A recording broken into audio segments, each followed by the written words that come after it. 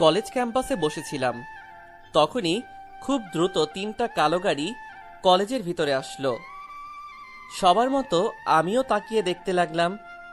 এতটা সময় বসে আছি, তবে হুট করে গাড়িগুলো আসাতে দেখার জন্য আগ্রহী হয়ে পড়লাম।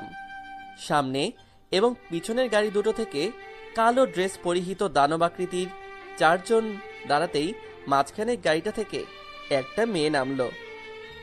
এমনিতে দেখতে হেব্বি সুন্দরী, আর হবেই বা না কেন, বড় লোকের মেয়ে বলে কথা। মেয়েটা দাঁড়িয়ে না থেকে লোকগুলোর সাথে ক্লাসের দিকে চলে গেল। ও, আপনাদেরকে তো পরিচয় দেওয়া হয়নি। ঠিক আছে, এখন দিয়ে দিচ্ছি। আমি আবির হাসান নিলয়। পরিবার বলতে আমি, আম্মু আর একটা মামাতো বোন আছে। আম্মু পেশাতে একজন উকিল,